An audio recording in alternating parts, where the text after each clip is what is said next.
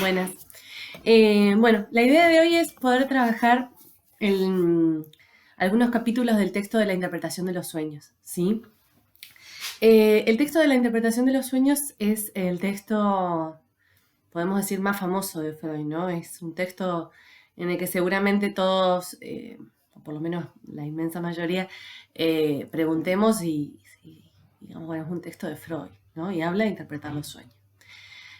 Pero bueno, no es solamente un texto que habla de interpretar los sueños, sino que es un texto que habla sobre la cuestión de la teoría, digamos, psicoanalítica, la cuestión del método y sobre todo la cuestión de la primer tópica, es decir, el modo en que Freud piensa, el primer modo de armado del aparato psíquico. Entonces, la interpretación de los sueños nosotros lo vamos a tomar para pensar dos cuestiones. Una es la interpretación de los sueños, es decir, cómo se procede en la interpretación de los sueños y por qué ese valor que se le da en psicoanálisis. Y después también para poder rastrear dentro de ese texto cómo es el armado de esto que llamamos el aparato psíquico, ¿no? Esto que nosotros llamamos la primer tópica, ¿no? Tópica de lugar, tópica de topos, es decir, de pensar este modo de configuración, llamémosle así, del aparato psíquico. La idea de hoy es poder dar cuenta de la interpretación de los sueños. Y para eso yo voy a tomar dos capítulos del texto de Freud. La interpretación de los sueños es un texto de 1900. Si bien Freud ya lo tenía terminado antes, esperó hasta ese año para poder publicarlo, porque quería, digamos, que la joven ciencia apareciera en ese nuevo siglo, ¿no? Y esperó para ello al 1900. Y se conoce de algún modo como el momento de fundación del psicoanálisis. Si bien hay un montón de textos pre-psicoanalíticos, es decir, anteriores a 1900, que son psicoanalíticos, pero se considera como un momento fundacional en 1900, y de ahí la gran importancia que tiene este texto. Entonces, nosotros vamos a trabajar este texto para ver el sueño en sí y el aparato psíquico. Yo hoy voy a trabajar sobre dos capítulos. Voy a trabajar sobre el capítulo 2 y sobre el capítulo 6. ¿Por qué digo esto? Porque la interpretación de los sueños tiene 7 capítulos y cada capítulo tiene una condensación importante. ¿Por qué voy a trabajar estos dos capítulos? Porque me interesa acceder o poder dar cuenta de cómo se interpretan los sueños. El capítulo 2 se llama El método de interpretación de los sueños y el capítulo 6 se llama El trabajo del sueño. La primera cuestión es que Freud ubica, ¿sí? Es que el sueño tiene un sentido. Esto es como fundamental. Es decir, el sueño tiene un sentido y de ahí el valor que le vamos a dar en psicoanálisis, ¿sí? A que el sueño tenga un sentido. Ahora, no solo Freud refiere que el sueño tiene un sentido, sino que trae de que el sueño produce un sentido nuevo. Es decir, produce un sentido que es un sentido a leer, un sentido a descifrar. Y a partir de eso, Freud se sitúa en poder rastrear cuáles han sido los métodos de interpretación de los sueños, ¿no? Cómo los profanos han interpretado los sueños y cómo es que se entiende esto de los sueños.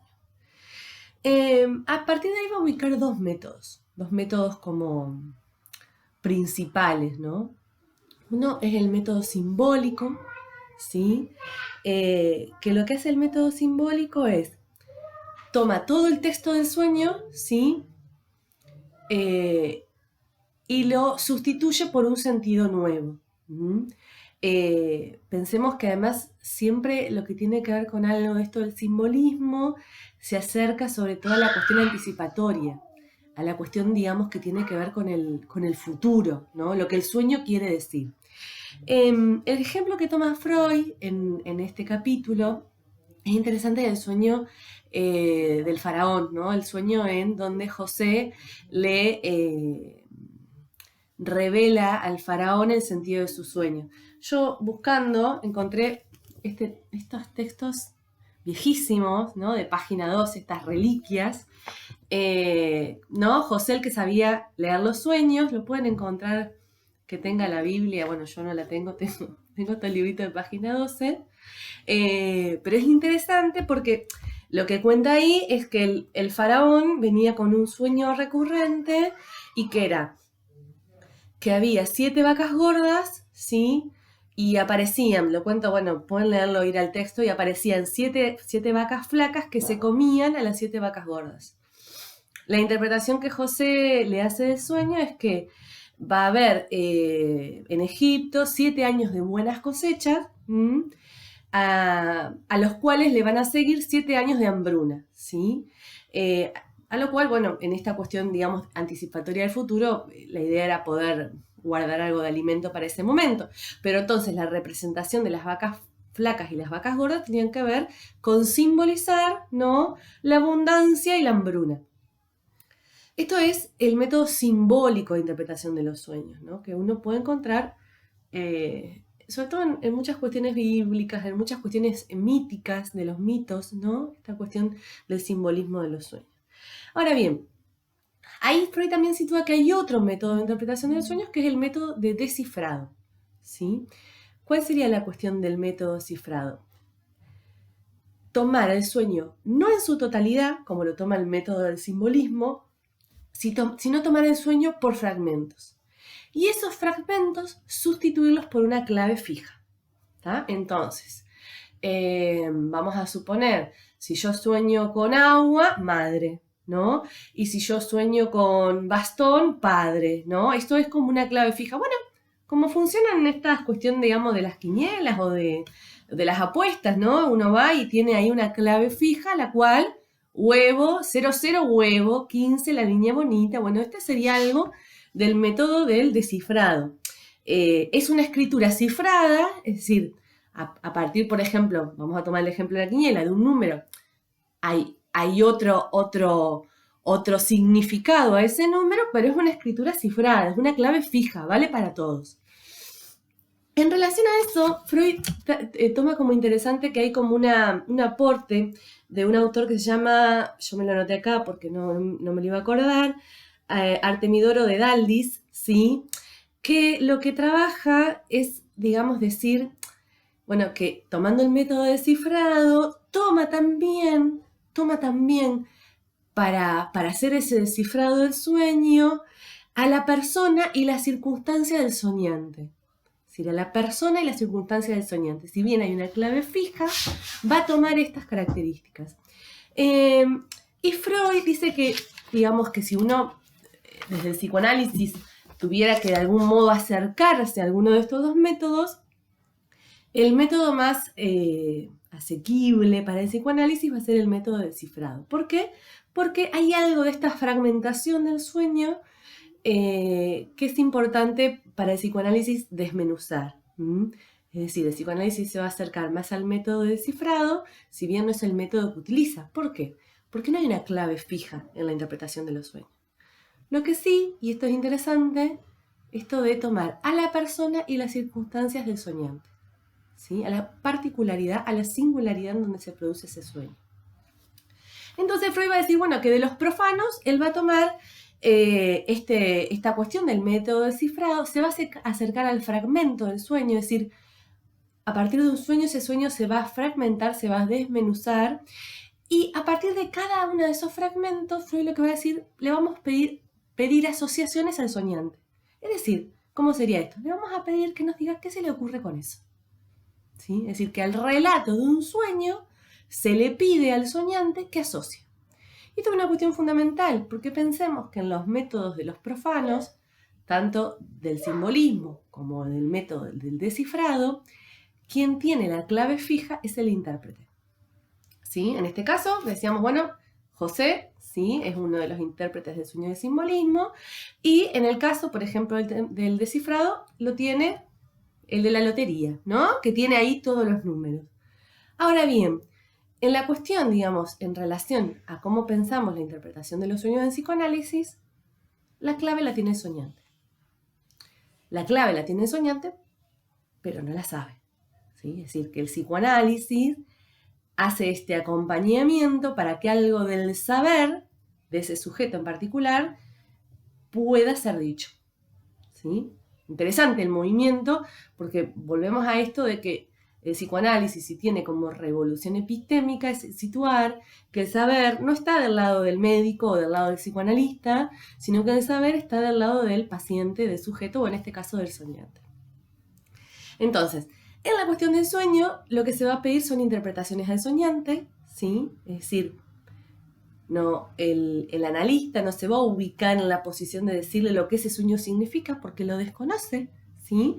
Sino que se le va a pedir al paciente que asocie, que diga, ¿qué se le ocurre con esto?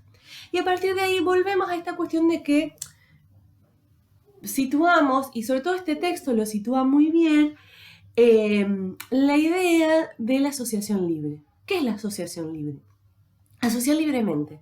Es decir, decir lo primero que se te ocurra, sin crítica, sin censura, sin que eso implique vergüenza, lo cual obviamente hay algo de la imposibilidad ahí, porque esto se juega, y Freud va a hacer una lectura de por qué se juega esto, pero asociar libremente, lo primero que se te ocurra, lo primero que se te ocurra con ese sueño.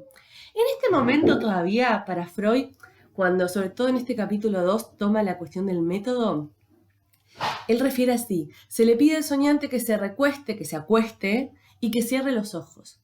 Este cerrar los ojos es una herencia de la vieja técnica hipnótica que él utilizaba. Esto después de cerrar los ojos no se lo va a pedir más, y hay un texto de 1904 donde justamente refiere esto. Ya no se le pide más al paciente que cierre los ojos, ¿sí? Sino que pueda tener una posición relajada, ¿sí? Pero relajada, si se quiere, en este momento lo pensaba corporalmente, relajada de su propio discurso, relajada en relación a no poner censuras o críticas a lo que se le ocurra. Lo interesante, y sobre todo Freud cierra este capítulo con algo de esto, es cómo es que Freud llega a interpretar los sueños. Es decir, cómo es que en un momento atendiendo a esas pacientes histéricas que tenían estos síntomas corporales donde no había causa biológica, Freud empieza a interpretar los sueños. Y justamente lo trae diciendo de que las pacientes a las cuales ponía a hablar empiezan a contarle sueños. Es decir, en sesión empiezan a traerle sueños y empiezan a preguntarse sobre el sentido de esto. A lo cual Freud ahí dice, bueno, podemos pensar que entonces el sueño está armado como un síntoma.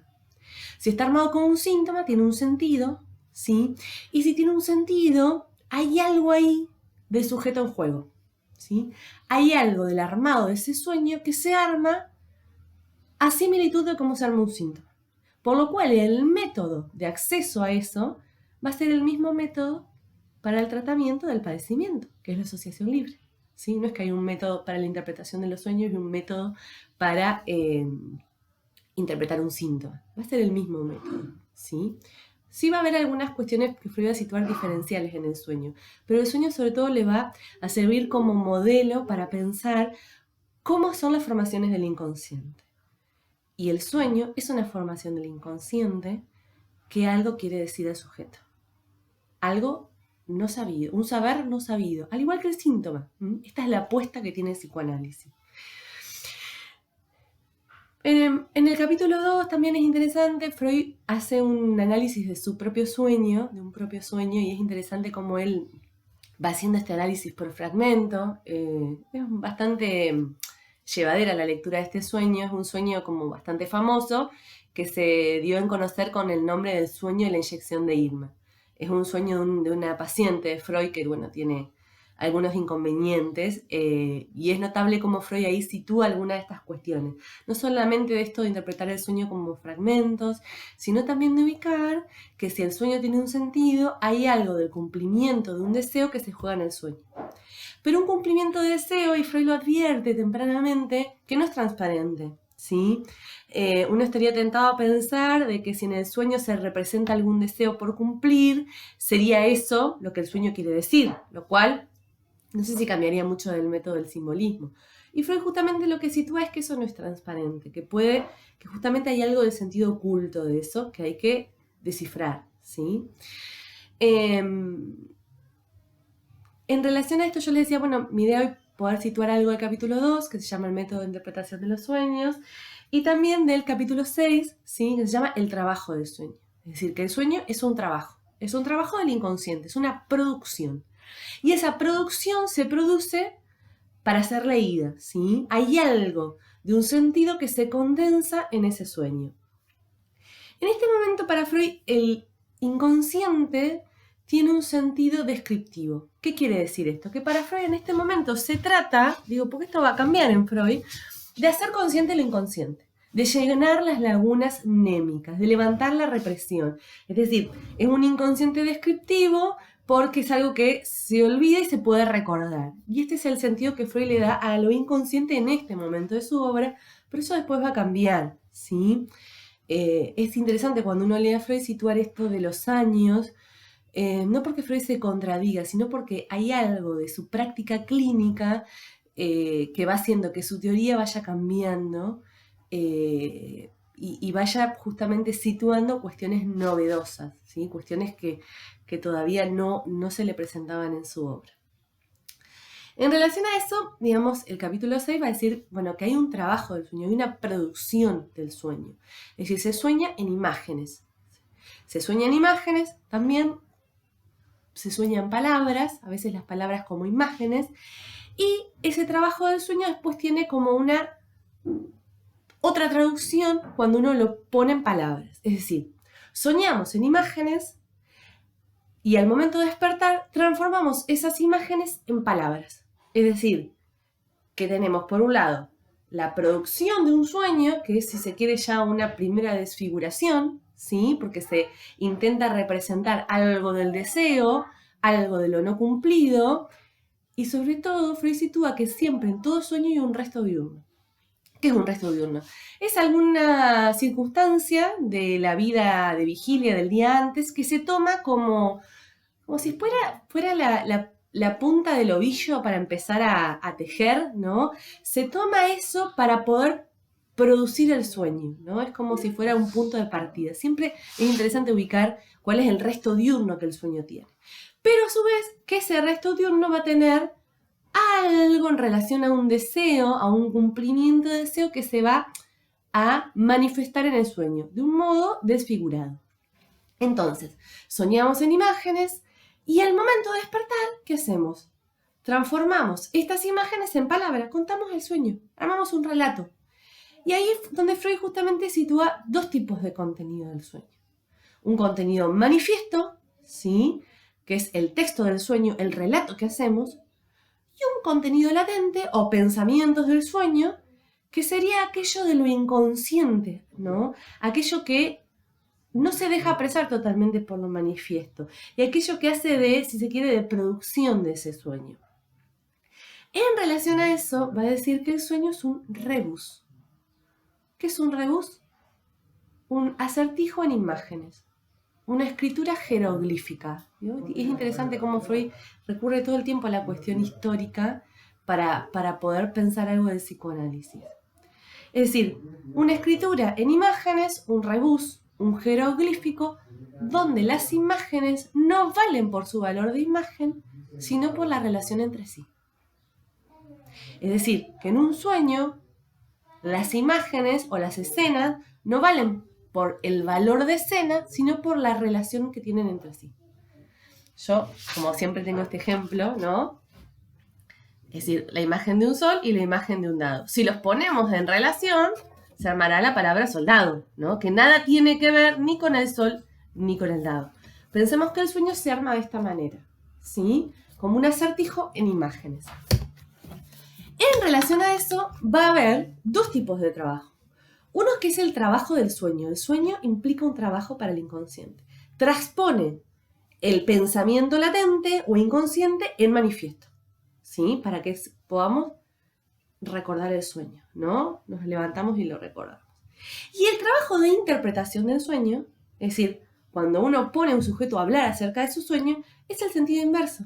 Se va del contenido manifiesto, del relato del sueño, al pensamiento onírico, o a lo que eso quiere decir, o a lo que se te ocurra con eso, o con qué lo relacionas. Entonces, en este momento, Freud refiere que ahí va a ir apareciendo esto de lo inconsciente, ¿sí? Como algo en relación sobre todo al olvido, ¿no? Algo que no se tendría en ese momento en la cabeza. Esto después va a ir cambiando, ¿sí? Va a ir cambiando este sentido de lo inconsciente, si bien Freud a esto después lo va a llamar preconsciente y va a diferenciar de otro tipo de inconsciente que es inasequible a la conciencia, es decir, que no deviene como contenido consciente. Pero ya lo vamos a ver. En relación a eso, es interesante cómo Freud, situando que el sueño es un deseo, digamos, en el sueño se juega un deseo, podemos pensar que hay dos tipos de deseo. Uno es el deseo en tanto anhelo, que sería lo que uno puede formular del sueño, ¿no? Es decir, qué es lo que el sueño esconde como deseo a cumplir, qué anhelo esconde el sueño, es decir, la realización de un deseo. Pero por otro lado, hay otro deseo que no es el anhelo y del cual nada podemos decir, que es el deseo como fuerza impulsora. Es decir, si hay algo que mueve al sujeto, tiene que ver con el deseo. Pero el deseo tomado como fuerza impulsora y como ese resto de lo que no se cumple, ¿no? Es decir, como resto de lo que no se cumple. Hay algo del deseo que necesariamente debe quedar insatisfecho para poder seguir deseando. Si el deseo quedara totalmente satisfecho, no desearíamos más, ¿no? Hay algunas grandes, justamente, depresiones que devienen, y es interesante esto poder situarlo, después de haber cumplido un gran anhelo, ¿no? Como si algo de ese anhelo drenara todo el deseo del sujeto. Es interesante esto de pensar, bueno, el deseo como fuerza impulsora y el deseo como anhelo, dos órdenes del deseo a diferenciar. Y por otro lado, Freud también sitúa que este sueño no es azaroso, es decir, tiene un tipo de armado, tiene algunas reglas de conformación. Y de estas reglas de armado, Freud va a situar que hay algunas reglas de este armado que van a estar en otras formaciones del inconsciente. Yo les hablaba hoy al inicio que Freud pone síntoma y sueño como equivalentes funcionales. Equivalentes funcionales en el sentido de que funcionan del mismo modo, hay algunas diferenciaciones por supuesto, pero que están armados del mismo modo. Por eso se llama que hay una comunidad estructural entre sueño y síntoma, ¿sí? Se arman del mismo modo, a partir de las mismas reglas. Y esas reglas son la condensación y el desplazamiento, ¿sí? En este capítulo 6 justamente se llama el trabajo del sueño y el punto A se llama la condensación y el punto B se llama el desplazamiento. El punto C, figurabilidad en imágenes, que es otra cosa que es netamente del sueño. ¿Y qué sería esto de la condensación? ¿Cómo se entendería esa regla? Es decir, la condensación implica pensar que hay algo en esas imágenes del sueño que tienen un punto de contacto, ¿sí? Es decir, en la condensación hay un prensado, un esfuerzo unitivo, hay una sobredeterminación de algunas imágenes. Vamos a suponer, ¿vieron que cuando a veces soñamos con Pedro, pero que tiene la cara de Juan, las manos de Roberto y tiene, no sé, la presencia de María? ¿Vieron que se arman estos personajes condensados, un prensado unitivo? Como si algo de todos estos personajes de nuestra vida cotidiana se unieran en algún punto, ¿no? En un prensado y ya no podemos diferenciar muy bien en el sueño cuál era uno o cuál era el otro. Bueno, esto es justamente de la condensación. Hay algo que se sobredetermina, como si hubiera algún punto en común, desconocido para nosotros, que hiciera que podamos unir todos estos personajes. Eso es la condensación del sueño. Y el desplazamiento tiene que ver con el corrimiento del acento psíquico, ¿sí? Cómo podemos, sobre todo, digamos, en la cuestión del sueño,